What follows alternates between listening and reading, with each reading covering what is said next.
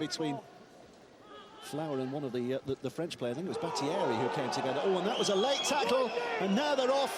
The French director takes us one end, but all the action's here. Look at this. The fists are flying.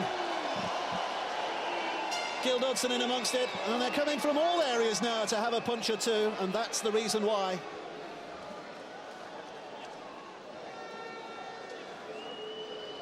Well, a few grins on a few faces suggest they enjoy that little moment. Well, it's woken everybody up in the stadium for sure, and you know, he's late. He's certainly late on his Dodson, but he might be making a bit of an Oscar performance from Bartu. He clips him under the chin. I hope he's okay, but I think there's an element of him playing for the penalty there. But that incenses the French players, and as with these things, you want to protect your players, and I think Gil Dodson and Battieri get into each other, and Ben Flower's not frightened to be throwing a few there, is he? And yeah, Battieri and Dodson are the main attraction on the heavyweight contest in the middle there. A couple of good right crosses, but it's all over now, and I'm sure it's Bartu that's down, isn't it?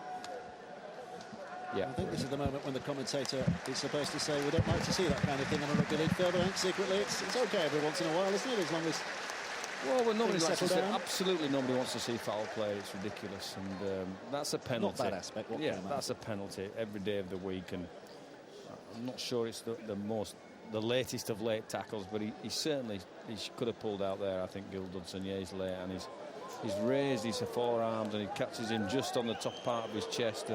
He may have some... Well, after the fun, here comes the retribution.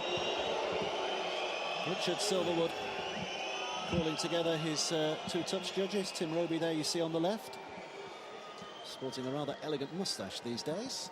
And just beside him, Jose Pereira, the French touch judge. Well, the good news is Bartu's all right, and I think he's played for the penalty, and then the other blokes... Ben Flower's getting into... Gregory Muniz, and it is a bit, somebody's going here. Well, here we go. It's either Muniz or Flower is going, because I've just heard the referee say 13. He's got the wrong bloke there. No, not you, son. You've got the wrong number on your back. You go away. You're okay. Right. His mum will have been playing. Are you number 8, he's saying? Are you?